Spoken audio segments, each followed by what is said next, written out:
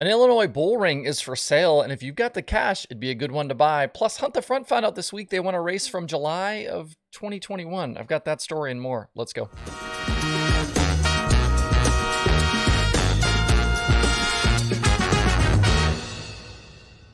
It's Wednesday, October 19th. I'm Justin Fiedler. This is Dirt Tracker Daily. If you've ever wanted to own a dirt track and have $2.4 million lying around, you're in luck today. A new listing has appeared at barbermurphy.com, which is a real estate company in Illinois, for 200 South Belt East in Bellville, Illinois. The serious dirt racing fans out there will recognize the property as what used to be Bellville Speedway, also known as Little Bellville and Bell Vegas. The 1/5 mile dirt track hasn't hosted racing since 2019 and appears to have been a victim of the COVID pandemic. Their last website and Facebook post about the track was from April of 2020 when they announced they were closing the track until further notice for the safety of everyone involved around the track. Now, more than 2.5 years later, the 22.5 acre facility is listed for sale. In the past, Belclair held a bunch of power eye racing, including midgets and micros, plus it was a regular stop for the Summer Nationals, Mars, the MLRA, and various other late model series. The last big event held there was in October of 2019. Logan Seavey was a power eye midget winner that night, while Joe B. Miller won the micro feature. Honestly, though, if I had the cash and was looking to buy a track, this would be a facility I'd seriously consider. Besides the racetrack, the property also has the big expo center building, plus structures to host a flea market and plenty of open space for parking or other uses. If you're going to operate a track, you need to kind of fill the downtime and off days with whatever else you can to help generate revenue. And there is a lot here to work with. Not to mention the fact that the track is located not far from St. Louis. There's something like 3 million people in that area. On top of the purchase price, the track and the buildings would need some upgrading for sure, which would take more cash. Plus, this place, I think, with some investment, would be have a chance to be a kick-ass facility again. Unfortunately, though, some developer will probably buy it and build apartments or a shopping center or something else depressing. Hopefully, this one doesn't turn into another racetrack gone forever. On my show yesterday, a YouTube commenter asked why I didn't talk about the DQ of Michael Page from more than a year ago in an Ultimate Late Model show at Sonoya. Apparently, Page was DQ'd after the win for a failed tire test, and that handed the victory to Hunt the Front's Joseph Joyner.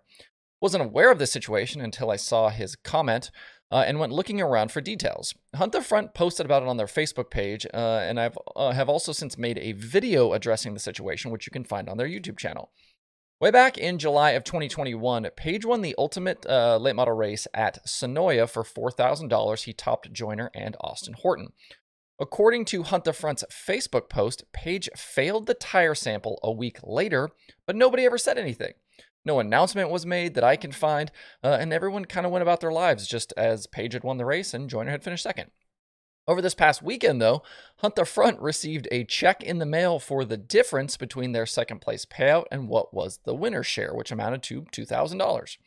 Apparently, the Ultimate Series had previously sent the Joiners a check, but they never deposited it. They said they never received it. So the series canceled the check and sent another. Strange to say the least that they found out Joseph won a super late model race for more than a year ago because of a delayed check with no public acknowledgement of what happened afterwards. Without their Facebook post and video, we still wouldn't have known about this.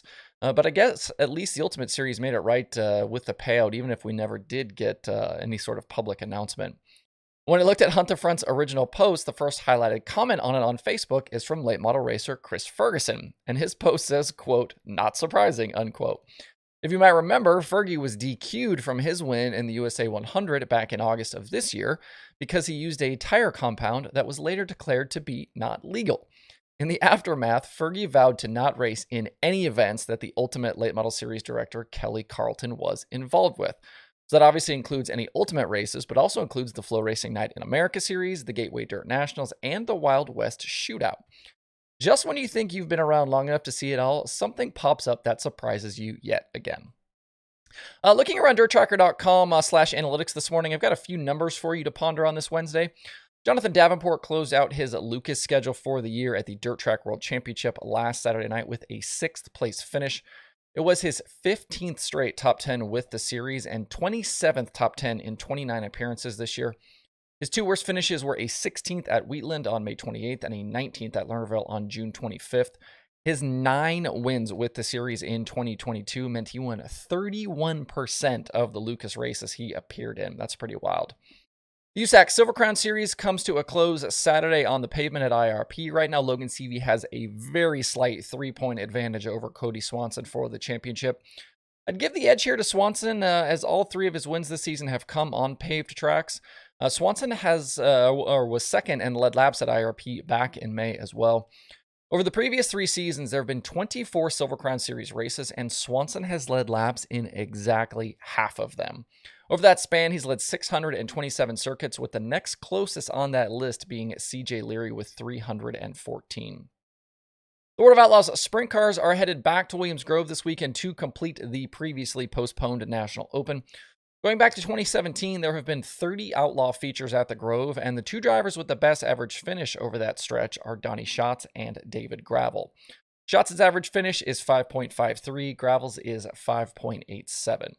What's crazy is that in that stretch of 30 races, Schatz and Gravel have only each finished outside the top 10 3 times. And only once in those 30 races did both drivers finish outside the top 10 in the same race. That happened at the National Open in 2018. Lance DeWeese topped Darren Pittman in that one, while Schatz was 14th and Gravel was 16th. So if you're doing prop bets, which obviously aren't available anywhere, but if you were, it would be a great time to put some money down on one of those guys finishing in the top 10. If you want to check out some dirt racing podcasts this week, Wing Nation has James McFadden and Rico Abreu.